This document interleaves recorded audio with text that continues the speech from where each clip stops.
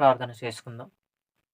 పరలోకమందున్న మా కన్న తండ్రి, మమ్మలను మిక్కిలిగా ప్రేమించినటువంటి మా గొప్ప దేవ, మీకు వేలాది వందనములు, స్తుతి స్తోత్రములు తెలియజేసుకుంటూ, ఈ యొక్క సక్కనైన సమయమందు మీరిచ్చినటువంటి మహాకృపను బట్టి మీకు వేలాది వందనములు తెలియజేసుకుంటూ, ఈ సమయమందు తండ్రి మీరిచ్చిన మాటలలో కొన్ని విషయములను బయలుపరిచినయుంటుండగా తండ్రి, మీ సహాయము నాకు అనుగ్రహించండి.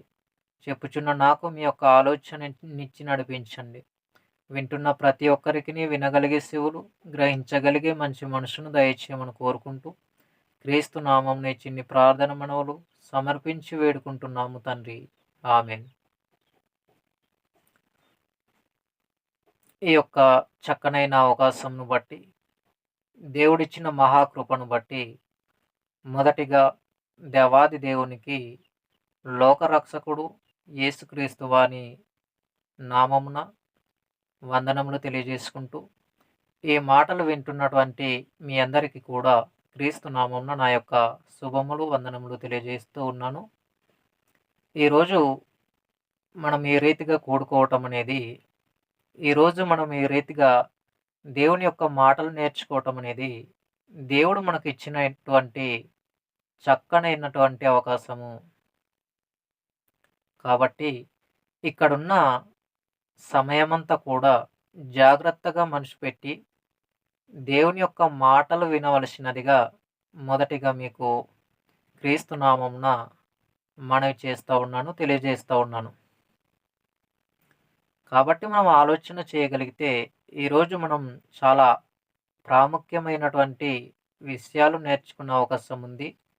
ప్రతి ఒక్కరు కూడా జాగ్రత్తగా ఇటు అటు తిరగకుండా చక్కగా కూర్చొని మాటలు, దేవుని యొక్క వాక్యము విని గ్రహించవలసినదిగా మరోసారి తెలియజేస్తూ ఉన్నాను.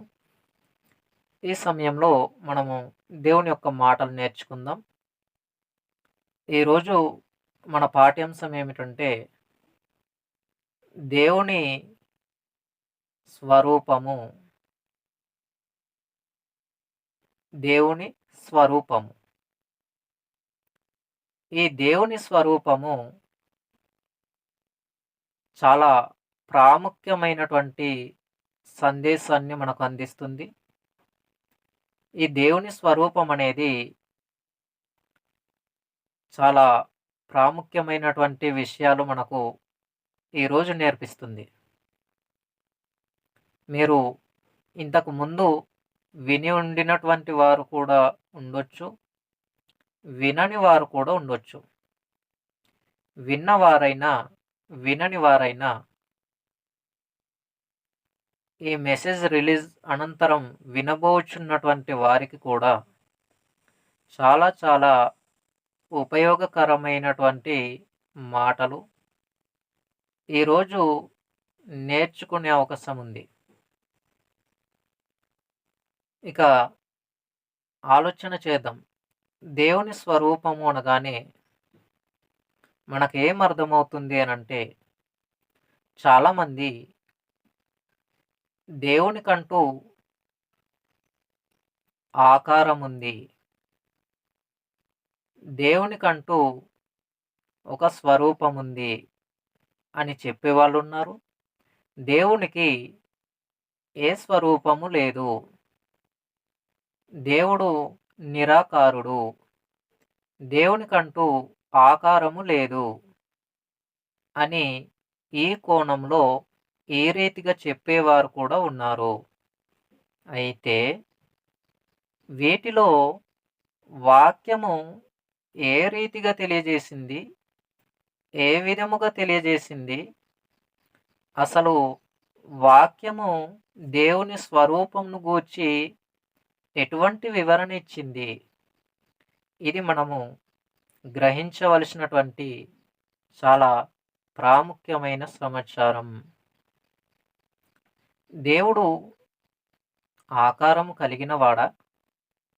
దేవునికంటూ ఏమైనా ఆకారముతో పోల్చగలమా? దేవుడు ఏదైనా ఆకారాన్ని కలిగి ఉన్నవాడా? ఈ విషయాలన్నీ ఈరోజు మనం నేర్చుకుంటాం. వాస్తవానికి ఇప్పుడు మనం ఆలోచన చేయగలిగితే, దేవుడు ఆకారము కలిగి ఉంటే, ఎలాంటి ఆకారం కలిగి ఉన్నవాడు?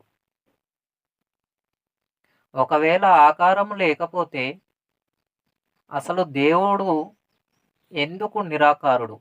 అనంటే ఆకారం లేనివాడెందుకు? ఇవన్నీ మనం ఆలోచన చేద్దాం. మొదటిగా దేవుడు ఆకారము కలిగినవాడా? కాదా? అనేటటువంటిది మనం ఆలోచన చేయగలిగితే, చాలామంది అపార్థం చేసుకుంటున్నారు. ఏ రీతిగా, ఏ విధముగా అపార్థం చేసుకుంటున్నారు అనంటే గనుక, దేవుడు ఆకారము కలిగినవాడు అని. నా మాటలు మీకు అర్థమవుతున్నాయా? దేవుడు ఆకారము కలిగినవాడు అని చాలామంది అభిప్రాయం. చాలామంది వాక్యాన్ని బోధించిన వారున్నారు. నేటికి బోధిస్తున్న వారు ఉన్నారు. ఆ మాటలు అనుసరించి బ్రతికే విశ్వాసులు కూడా చాలామంది లేకపోలేదు. అంటే దీనిని బట్టి మనకు ఏమర్థమవుతుంది? దేవుడు ఆకారం కలిగినవాడు అని బోధిస్తున్నారు. కానీ ఎటువంటి ఆకారం కలిగినవాడు? దేవునికంటూ ఏమైనా లేదా ఏదైనా ఆకారం ఉందా? ఆనాడు కొంతమంది ఏం చేశారనంటే, ఒక దూడను తయారు చేసుకున్నారు. ఇదే దేవుని ఆకారం అని. దేవుడు దానిని తిరస్కరించాడు. ఎటువంటి రూపాన్ని కూడా మీరు చేసుకోవటానికి లేదు అని చెప్పేశాడు. నిర్గమకాండం 20 అధ్యాయం మనం చదువుతున్నప్పుడు, భూమి యందే గాని, భూమి క్రిందే ఉన్న నీళ్ళ యందే గాని, ఏ రూపాన్ని మీరు చేసుకొనకూడదని చెప్పేశాడు. ఏ రూపాన్ని మీరు చేసుకొనకూడదు అని చెప్పినప్పుడు, దేవుడు ఎటువంటి ఆకారం కలిగిన వాడు అని నువ్వు నిరూపించగలవు? దేవునికి ఏ రూపం ఉంది అని నువ్వు చెప్పగలవు? కాబట్టి మనం ఆలోచన చేసినప్పుడు, దేవుని యొక్క ఆకారము అనేటటువంటిది లేదు. బాగా వినాలి. దేవుని యొక్క ఆకారమును గురించి మనము ప్రస్తావించవలసినటువంటి అవసరత లేదు. దేవుని స్వరూపం గురించి వ్రాయబడింది. ఆయన స్వరూపమేంటో చెప్పబడింది పరిశుద్ధ గ్రంథంలో. కానీ ఆయన ఆకారమును గురించి లేదు. నా మాటలు మీకు అర్థమవుతున్నాయా? దేవుని స్వరూపం గురించి చెప్పబడింది. ఆయన ఆకారం గురించి లేదు. అంటే ఆయన నిరాకారుడు. అంటే ఆకారము లేనివాడు, కనిపించనివాడు. ఇంతకు ఆయన యొక్క స్వరూపం ఏంటి మరి? దేనితో ఆయన ఇటువంటి స్వరూపము కలిగిన వాడని చెప్పొచ్చు? దేనితో ఆయన ఇలాంటి వ్యక్తి అని చెప్పొచ్చు? లేదా ఇటువంటి శక్తి అని చెప్పొచ్చు? అనంటే గనుక మనం ఆలోచన చేసినప్పుడు ఆయన ఎంత గొప్పవాడంటే అదృశ్య దేవుడు. ఆయనను మనం ఎలా చెప్పొచ్చు? అదృశ్య దేవుడు. ఆయన స్వరూపమే అదృశ్య స్వరూపము. ఏ స్వరూపం చెప్పండి ఇప్పుడు? అదృశ్య స్వరూపము. ఇది నా మాట కాదు. పరిశుద్ధ గ్రంథంలో దేవుడు వ్రాయించినటువంటి చాలా చాలా ప్రాముఖ్యమైన స్వరూపము. అది ఏ స్వరూపం అని అంటే అదృశ్య స్వరూపము. దేవుని స్వరూపం ఏది ఇప్పుడు? అదృశ్య స్వరూపము. మరి అదృశ్య స్వరూపము కలిగిన దేవుణ్ణి దేనితో మనం పోల్చి చెప్పగలము? ఈయన ఎటువంటి స్వరూపాన్ని కలిగిన వాడిగా ఉన్నాడు దేవుడు అని దేనితోనైనా పోల్చటానికి అవకాశం లేనే లేదు. అందుకే దేవుడు ఏం చెప్పాడంటే, దేనిని కూడా మీరు చేసుకోకూడదని చెప్పేశాడు. దేనిని చేసుకున్నా కూడా అది దేవుని యొక్క స్వరూపాన్ని పోల్చలేవు కాబట్టి, దేనిని కూడా మీరు చేసుకోవలసినటువంటి అవసరత లేదు అని చెప్పేశాడు. ఇప్పుడు మనం చూద్దాం ఆ మాట. కొలస్సీలకు రాసినటువంటి పత్రికలో మనము ఆ మాట చూడగలం. కొలస్సీ పత్రిక మొదటి అధ్యాయము 15వ వచనం. కొలస్సీలకు రాసినటువంటి పత్రిక మొదటి అధ్యాయము 15వ వచనంలో మనము చూసినప్పుడు ఆ మాట మనకు చాలా స్పష్టంగా కనబడుతుంది. ఆ మాట ఆయన ఏ విధంగా వ్రాయించారో చూడగలిగితే కొలస్సీ పత్రిక మొదటి అధ్యాయము 15వ వచనం. ఆయన అదృశ్య దేవుని స్వరూపి అయి, అదృశ్య దేవుడు, ఆయన స్వరూపం ఏం కనబడుతుంది ఇక్కడ మనకు? అదృశ్య స్వరూపము. దేనితో కూడా పోల్చటానికి అవకాశము లేనే లేదు. అదృశ్య స్వరూపము అంటే కంటికి కనబడినటువంటి స్వరూపము. దృశ్య స్వరూపము అంటే కంటికి కనబడేది, అదృశ్య స్వరూపము అంటే కంటికి కనబడనిది. మరి ఇక్కడ ఏమని చెప్పబడింది ఒకసారి చూడండి, మరొకసారి 15వ వచనం. ఆయన అదృశ్య దేవుని స్వరూపం.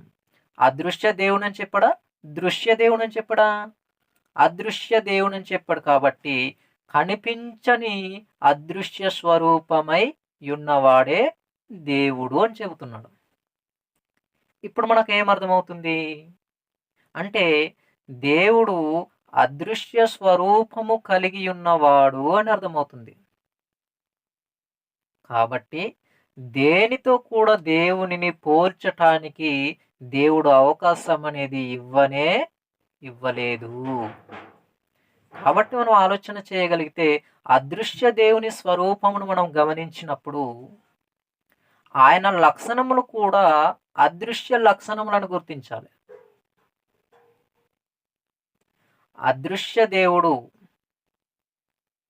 మహిమా స్వరూపి అయినటువంటి దేవుడు, అనంత జ్ఞానాన్ని కలిగి ఉన్నటువంటి దేవుడు, అదృశ్య స్వరూపి అయినటువంటి దేవుడు, మహాశక్తి అయి ఉన్నటువంటి దేవుడు, అదృశ్య స్వరూపం కలిగి ఉన్నటువంటి దేవుడు. కాబట్టి మనం ఆలోచన చేసినప్పుడు దేవుడు అదృశ్య స్వరూపి అని మనకు చాలా స్పష్టముగా అర్థమవుతుంది. దేవుడు దృశ్య స్వరూపి అని వాక్యం చెబితే అవును, దేవుడు దృశ్య స్వరూపం కలిగిన వాడు అని మనము నమ్మటానికి అవకాశం ఉంది. కానీ వాక్యం ఏం చెబుతుందనంటే అదృశ్య దేవుడు అని చెబుతుంది. కాబట్టి దేవుని స్వరూపం అనేది అదృశ్య స్వరూపము అని మనం నమ్మగలగాలి. దేవుని స్వరూపం ఎలాంటిది? అదృశ్య స్వరూపం. దేనితో కూడా దేవుణ్ణి పోల్చటానికి అవకాశము 1% కూడా లేదండి. బాగా వినాలి. దేవునితో దేనిని పోల్చటానికి కూడా 1% కూడా లేదు. ఇది నమ్మగలగాలి. 1% కూడా లేదు అని అంటే కనుక 1% కూడా దేవునితో పోల్చటానికి ఏది సరిపోవట్లేదు అని అంటే ఆయన స్వరూపం ఎంత గొప్పది చూడండి. అదృశ్య స్వరూపమైనప్పటికీ ఆయన స్వరూపం చాలా గొప్పది. మరి చాలామంది దేవుని యొక్క ఆకారమును పనికిరాని వస్తువులతో పోల్చటం, దేవునికి అసహ్యకరమైనటువంటి అవమానకరమైనటువంటి వస్తు రూపాలను నిర్మించుకోవటం, అలా చేయటం ద్వారా దేవునికి కోపం వచ్చే అవకాశాలు అనేవి చాలా ఎక్కువ ఉన్నాయి. కాబట్టి మనం జాగ్రత్తగా మనసు పెట్టి ఆలోచన చేయగలిగితే దేవుని స్వరూపమును దేనితో కూడా పోల్చటానికి మనము సరిపోము. మనకు అర్హత లేనే లేదు దేనితో కూడా దేవుని యొక్క స్వరూపాన్ని పోల్చటానికి. చాలామంది ఏమంటారంటే దేవుడు అసలు కనబడటం లేదు గనుక దేవుడే లేడు, దేవుడు కనబడటం లేదు గనుక దేవుడు లేడు, దేవుడు ఉన్నాడు అని అంటే నా కంటికి కనబడాలి అంటారు. దేవుడు ఉంటే నా కంటికి కనబడాలి, నా కంటికి కనబడటం లేదు గనుక దేవుడు లేడు. వాస్తవం అండి ఇది. నా కంటికి కనబడటం లేదు, నా కళ్ళ ముందుకు రావటం లేదు, కాబట్టి దేవుడు లేడు అంటున్నారు. ఫర్ ఎగ్జాంపుల్ ఒక ఆయన ఉన్నారు, స్టీఫెన్ హాకింగ్. ఈయన ఒక క్రైస్తవ కుటుంబంలో పుట్టినటువంటి వ్యక్తి. ఈయన శాస్త్రవేత్త స్టీఫెన్ హాకింగ్. ఈ స్టీఫెన్ హాకింగ్ ఏమంటాడంటే, తన పరిశోధన విధానంలో తనకు తెలిసినటువంటి రీతి ఏంటంటే, నేను చాలా పరిశోధన చేశాను. నా రీసెర్చ్‌లో లేదా నా పరిశోధనలో నాకు చివరిగా అర్థమైనటువంటిది ఏంటంటే, దేవుడు అనేవాడు లేడు. దేవుడు అనేవాడు లేడు. ఎందుకు లేడు అని అంటే గనుక, కంటికి కనబడటం లేదు కాబట్టి దేవుడు లేడు. ఈ మాటలు చెబుతున్నటువంటి ఆయన ఒక క్రైస్తవ కుటుంబంలో పుట్టినటువంటి ఆయన. Stephen Hawking. స్టెఫాన్. రాళ్లతో కొట్టబడినటువంటి ఒక భక్తుని పేరు పెట్టబడినటువంటి ఈ స్టీఫెన్ హాకింగ్ ఏమని మాట్లాడుతున్నాడో తెలుసా? నా పరిశోధనలో దేవుడనేవాడే నాకు కనబడలేదు. అసలు దేవుని యొక్క ఆనవాలే నాకు దొరకలేదు. గనుక దేవుడే లేడు అని తేల్చి చెప్పేశాడండి. బాగా వినాలి. అంటే దేవుడు లేడు అని తేల్చి చెప్పటానికి గల కారణం ఏంటి ఈయనకు? దేవుడు ఉంటే నా కళ్ళ ముందు, నా కంటికి కనబడాలి. నా కళ్ళ ముందు లేడు, నా కంటికి కనబడటం లేదు. గనుక దేవుడే లేడు అనేసాడు ఈయన. ఇప్పుడు ఈ మాట అనుసరించే వారికి అనంటే, దేవుడు లేడు అనుకుంటున్న వారికి నేటికి కూడా, దేవుడు లేడు, కనబడటం లేదు కాబట్టి దేవుడు లేడు అనుకుంటున్న వారికి నేను వేసే ప్రశ్నకు సమాధానం ఇవ్వండి. ఎవరైతే దేవుడు లేడు అనుకుంటున్నారో, దేవుడు కనబడటం లేదు కాబట్టి దేవుడు లేడు అనుకుంటున్నారో, వారికి నేను వేసే ప్రశ్న. ఇప్పుడు మనం మాట్లాడుకోగలుగుతున్నాం, మనం మాట్లాడగలుగుతున్నాం. మానవ జాతి చాలామంది మానవులందరూ మాట్లాడే వాళ్ళు ఉన్నారు. మానవ జీవులలో మానవులందరూ మాటలు కలిగినటువంటి వారు. దేవుడు మానవులకు స్పష్టంగా మాట్లాడటానికి అవకాశాన్ని ఇచ్చారు. మూగవారైతేనే మాట్లాడే అవకాశం లేకపోవచ్చు, కానీ మాట్లాడే ప్రతి ఒక్కరు కూడా స్పష్టముగా పలుకగలరు, స్పష్టముగా మాట్లాడగలరు. అలా మాట్లాడుతున్నటువంటి వ్యక్తులు గమనించాలి. నేను ఒక ప్రశ్న వేస్తున్నాను. మీరు మాట్లాడుతున్నటువంటి మీ మాట బాగా వినాలి. నా ప్రశ్నకు సమాధానం ఇవ్వాలి మీరు. ఎవరైతే దేవుడు లేడు, కనబడటం లేదు కాబట్టి దేవుడు లేడు అంటున్నారో వారికి నా ప్రశ్న. నువ్వు మాట్లాడుతున్న మాట, నువ్వు ఏదైతే మాట మాట్లాడగలుగుతున్నావో ఆ మాట స్వరూపాన్ని నువ్వు చూపించగలవా? నా ప్రశ్న మీకు అర్థమవుతుందా? మరొకసారి, ఏ మాట అయితే నువ్వు మాట్లాడుతున్నావో ఆ మాట స్వరూపము ఎటువంటిదో నువ్వు రుజువు చేయాలి, నువ్వు చూపించాలి.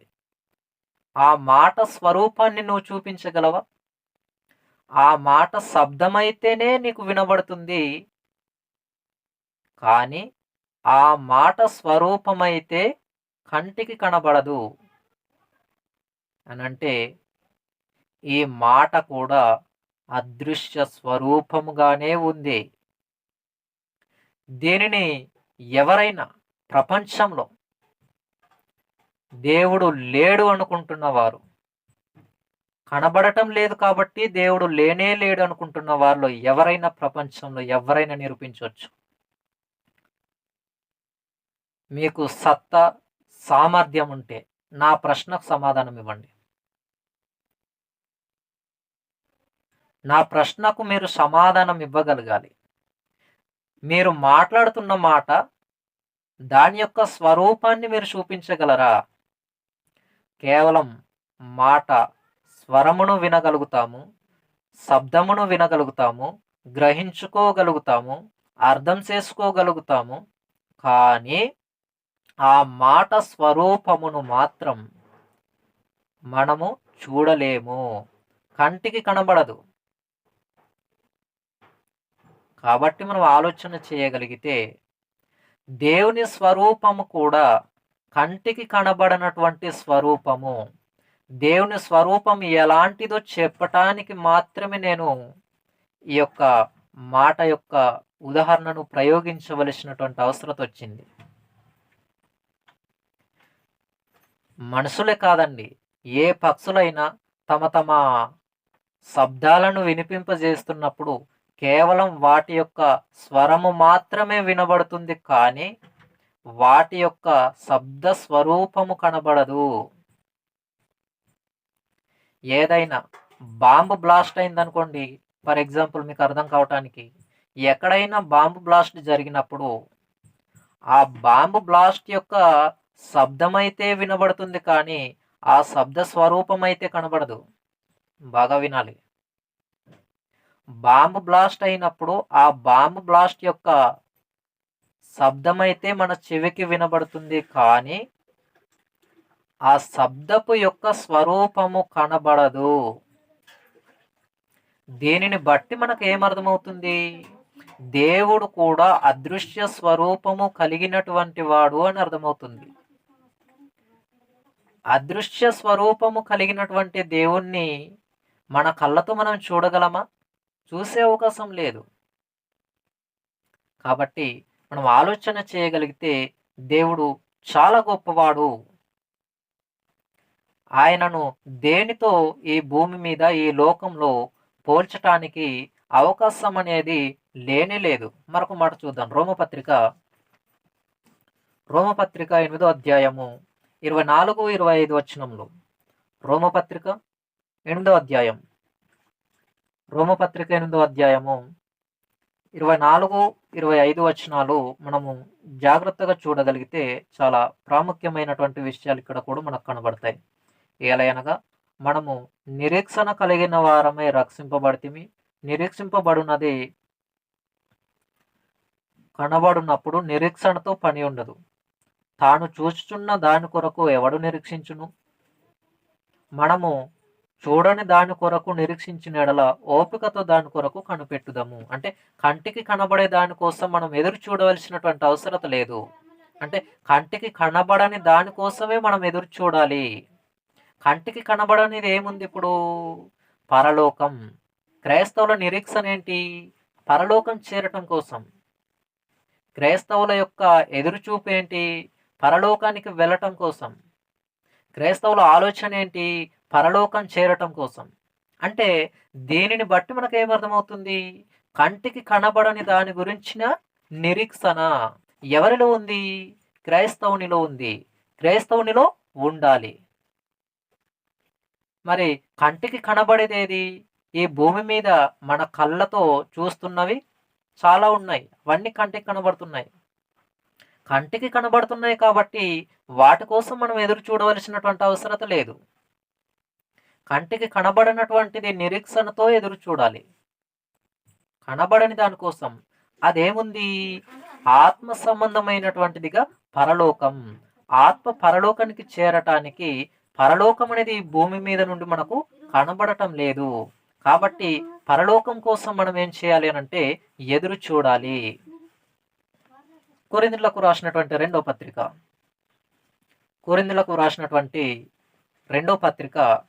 4వ అధ్యాయము 18వ వచనం. కొరింథీయులకు రాసినటువంటి రెండవ పత్రిక 4వ అధ్యాయము 18వ వచనం ఒకసారి చూద్దాం.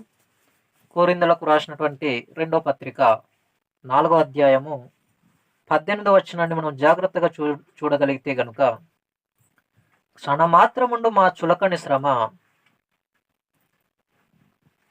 మా కొరకు అంతకంతకు ఎక్కువగా నిత్యమైన మహిమ భారమును కలుగజేయుచున్నది. ఎలాయనగా దృశ్యమైనవి అనిత్యములు, అదృశ్యమైనవి నిత్యములు. అంటే దృశ్యమైనవి అనిత్యములు అంటే కంటికి కనబడేవి ఎప్పటికి ఉండేవి కావు అని చెబుతున్నాడు. కంటికి కనబడేవి ఏమున్నాయి? ఈ ప్రకృతి అంతా కూడా మన కంటికి కనబడుతుంది. కాబట్టి ఇవి ఎప్పటికి ఉండేవి కావు. యేసుక్రీస్తు వాని యొక్క రెండవ రాకడలో పంచభూతములన్నీ మిక్కటమైన వేండ్రముతో లయమైపోతాయి, కరిగిపోతాయి అని వాక్యం చెబుతుంది. కాబట్టి ఈ మన కళ్ళకు కన ప్రకృతి మన కళ్ళకు కనబడుతుంది. ఇదంతా కూడా ఎప్పటికీ ఉండేవి కావు. అంటే నిత్యమైనటువంటివి కావు. అనిత్యములు. ఎప్పటికీ ఉండేవి కావు. దృశ్యమైనవి అన్నాడు. దృశ్యమైనవి అనిత్యములు అనంటే మన కళ్ళకు కనబడుతున్నవి ఎప్పటికీ ఉండేవి కావు అని చెబుతున్నాడు. మరి అదృశ్యమైనవి నిత్యములు అన్నాడు. ఇంతకు అదృశ్యమైనవి నిత్యములు అంటే ఏంటి? మన దేహాన్ని నడిపించే ఆత్మ ఎప్పటికీ ఉండేది, నిత్యం. ఆత్మకు మరణం లేదు. కాబట్టి దేహాన్ని నడిపించే ఆత్మ నిత్యం ఉండేది. అది దృశ్యమైనది అనంటే కంటికి కనబడదు. మన కళ్ళతో ఆత్మను మనం చూడలేం. చాలామంది నేను ఆత్మను చూశానని అంటారు. అది అబద్ధం. కానీ మన కళ్ళతో అదృశ్యమైనటువంటి వాటిని చూడటం అనేది అసాధ్యమైనటువంటి పని. ఇప్పుడు మన దేహాన్ని నడిపించే ఆత్మను మన కళ్ళతో మనం చూసుకోలేం. అద్దం ముందుకు వెళ్ళి నిలబడితే మన యొక్క ఏం కనబడుతుంది? దేహమే కనబడుతుంది, కానీ ఆత్మ కనబడదు. బాగా వినాలి. అద్దం ముందుకు వెళ్ళి నిలబడితే మన ముఖం ఎలా ఉందో, మన ఆకారం ఎలా ఉందో, శరీరం మాత్రమే కనబడుతుంది, కానీ లోపల ఉన్న ఆత్మ కనబడదు. కానీ ఆ ఆత్మ ఎప్పటికీ ఉండేది. దేహంలో ఉన్నంత వరకు ఆత్మ ఉంటుంది. దేహాన్ని విడిసిన తరువాత కూడా ఆత్మ ఎప్పటికీ ఉంటుంది. ఇకపోతే నరకం. నరకం కూడా ఎప్పటికీ ఉంటుంది, నిత్యం. నరకం కనబడుతుందా? లేదు. మన కంటికి ఇప్పుడు నరకం అనేది కనబడుతుందా? కనబడటం లేదు. కానీ నరకం కూడా ఎప్పటికీ ఉండేది. దేహాన్ని నడిపించే ఆత్మ కూడా ఎప్పటికీ ఉండేది. ఇకపోతే పరలోకం. పరలోకం కూడా ఈ భూమి మీద ఉండి మనం ఇప్పుడు మన కళ్ళతో పరలోకమును చూస్తున్నామా? చూడటం లేదు. అది మనకు కనబడటం లేదు. కానీ పరలోకం కూడా ఎప్పటికీ ఉండేది అనంటే దృశ్యమైనవి అనిత్యములు అనే దానికి ఎగ్జాంపుల్స్ మీకు ఇచ్చాను. కంటికి కనబడనివి ఎప్పటికి ఉండేవి, కంటికి కనబడేవి ఇంతలో ఉండి మాయమైపోయేవి. కాబట్టి మనం ఆలోచన చేయగలిగితే దేవుని స్వరూపం అనేది అదృశ్య స్వరూపము. విశ్వాసం అనేది నిరీక్షింపబడు వాటి యొక్క నిజ స్వరూపము. అదృశ్యమైనవి ఉన్నవనుటకు రుజువునై ఉన్నది. హెబ్రీ పత్రిక 11వ అధ్యాయం 1వ వచనంలో ఉంటుంది ఈ మాట. విశ్వాసమును గురించి కూడా మనం ఆలోచించినప్పుడు అది కూడా అదృశ్యమైనది. కాబట్టి ఇవన్నీ కూడా మనం ఆలోచిస్తుంటే గనుక మనకు అర్థం కావాలి, దేవుని యొక్క స్వరూపము అదృశ్య స్వరూపము. ఆయనను మన యొక్క కళ్ళతో చూడటానికి కానీ, ఆయన స్వరూపాన్ని ఈ రీతిగా ఉన్నాడు అని చెప్పటానికి కానీ అర్హత మనకు లేనే లేదు ప్రపంచంలో ఎవరైనా. కాబట్టి దేవుని యొక్క స్వరూపాన్ని చూడటానికి మన కళ్ళకు శక్తి లేదు, మన కళ్ళకు శక్తి సరిపోదు. ఆయన స్వరూపం ఎంత గొప్పదనంటే అదృశ్య స్వరూపము. ఫర్ ఎగ్జాంపుల్, మనకు లైట్ వేసినప్పుడు, మన కళ్ళకు లైట్ వేసినప్పుడు మన కంటికి మనం చూసేదానికంటే ఎక్కువ లైట్ మన కళ్ళకు కనబడుతున్నప్పుడు మన కళ్ళు మూసుకోవటం కానీ, లేదనుకుంటే కళ్ళు వేరే సైడ్ తిప్పటం కానీ చేస్తాం. ఎందుకు? ఆ వెలుతురును మనం చూడలేం. ఫర్ ఎగ్జాంపుల్, కరెంటు బల్బు ఎక్కువగా వెలిగినప్పుడు కానీ, లేదనుకుంటే సూర్యుని యొక్క కాంతిని మనం బయట నుండి చూసినప్పుడు, సూర్యుని వైపు మనం చూస్తున్నప్పుడు ఆ సూర్యుని యొక్క కాంతిని మనం ఎక్కువసేపు చూడలేం. ఎందుకు? ఆ కాంతి మన కంటి చూపు కంటే కూడా ఎక్కువగా ఉండటం వలన ఆ సూర్యుని యొక్క కాంతిని మనము ఎక్కువసేపు చూడలేం. సూర్యుని కాంతినే చూడలేని మనము సూర్యుడిని చేసినటువంటి దేవుణ్ణి చూడగలమా? ఇది ప్రశ్న. కాబట్టి మనం ఆలోచన చేయగలిగితే దేవుని యొక్క స్వరూపం అనేది అదృశ్య స్వరూపము. దేవుడు అనేవాడు అదృశ్య దేవుడు. కాబట్టి మనం ఆలోచన చేయగలిగితే మనం బాగా అర్థం చేసుకోవాలి. దేవుడు మహాశక్తివంతుడు, మహా సామర్థ్యం కలిగిన వాడు, అనంత జ్ఞానం కలిగినటువంటి వాడు. ఆయనే అదృశ్య దేవుడు. ప్రార్థన చేసుకుందాం. పరలోకమందున్న మా కన్న తండ్రి, మమ్మలను ఎంతగానో ప్రేమించినటువంటి మా గొప్ప దేవ, మీకు వేలాది వందనములు, స్తుతి స్తోత్రములు తెలియజేసుకుంటూ, ఈ యొక్క చక్కనైన అవకాశమును మీరు మాకు ప్రసాదించి, మీ యొక్క మాటలు ధ్యానించుటకు అవకాశం అనుగ్రహించిన విధానం బట్టి మీకు కృతజ్ఞతలు తెలియజేసుకుంటూ, ఇదిగో తండ్రి, ఇదివరకు చెప్పబడినటువంటి మాటలు తండ్రి ప్రతి ఒక్కరి హృదయ ఆలోచన జీవితాలను మార్చులాగున మీ యొక్క సహాయం దయచేసి నడిపించమని కోరుకుంటున్నాం. మీరు అదృశ్య స్వరూపం కలిగిన వారు. ఇదిగో తండ్రి, మిమ్మల్ని చూడటం ఈ భూమి మీద ఎవరి వలన కాదు తండ్రి. ఇదిగో తండ్రి, మీ యొక్క సహాయం అనుగ్రహించి చెప్పబడిన ప్రతి మాట ప్రతి ఒక్కరి హృదయాలోచనలను తెరుచులాగున, వారి యొక్క హృదయాలోచనలో మార్పు చెందులాగున మీ సహాయం దయచేయండి. ఇదిగో తండ్రి, యొక్క మాటలు ప్రపంచవ్యాప్తంగా వ్యాప్తి చెందుచుండగా వింటున్న ప్రతి ఒక్కరూ తండ్రి తమ తమ ఆత్మీయ జీవితాలు మార్చుకునేలాగున మీ సహాయం దయచేయండి. ఇదిగో తండ్రి, మీరు నిజంగా గొప్పవారని గుర్తించగలిగే సామర్థ్యం దయచేయండి. ఇదిగో తండ్రి, మీ అందు విశ్వాసమును నమ్మకమును కలిగి తమ తమ ఆత్మీయ జీవితాలు అభివృద్ధి పరచుకునేలాగున మీరే సహాయం దయచేసి నడిపించమని కోరుకుంటూ, ఇదిగో తండ్రి, మీ యొక్క చిత్తమైతే మరలా ఇట్టి రీతిగా మేము కలుసుకునే సమయం వరకు మా ప్రాణం పోకడ మీ ప్రియ కుమారుడైన యేసుక్రీస్తు వాని యొక్క రెండో రాకడ ఆలస్యమైతే మీ సహాయం మరలా మాకు కల్పించమని కోరుకుంటూ, క్రీస్తు నామమున ఈ చిన్ని ప్రార్థన మనవులు సమర్పించి వేడుకుంటున్నాము తండ్రి. ఆమెన్.